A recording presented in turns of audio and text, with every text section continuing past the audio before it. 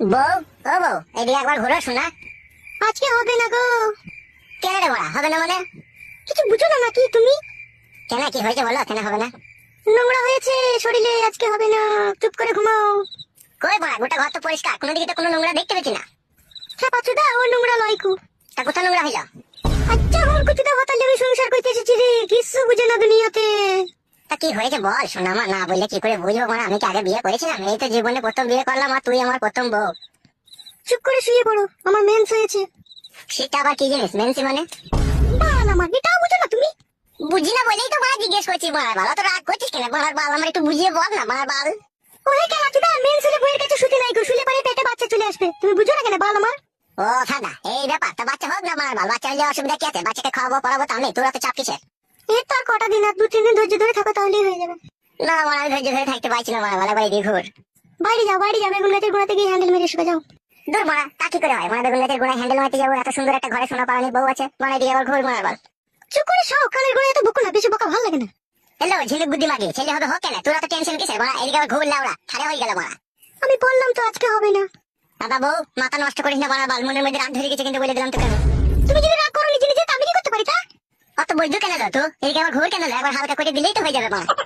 বললাম তো আমি আজকে হবে না। হ্যালো এ কাটি, তোর ওই বুড়ো ভাতা গোড়াকে যখন 2-3 বার করে দিচ্ছিলি তখন মেন ছিল না, আর আমার কাছে এলিয়া মেন্স হয়ে গেল খান কি?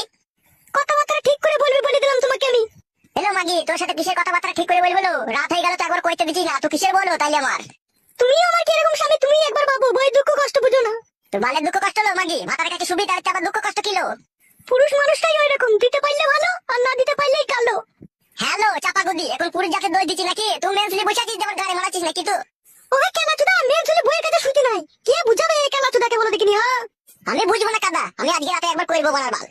কেন বলো, তুমি থেকে লাও তাহলে। রাগাই না বউ বড়া, বলে দিলাম বড়া, একবার কইতে দে বলার বাল, মন মেজাজ খারাপ করি না বলার বাল।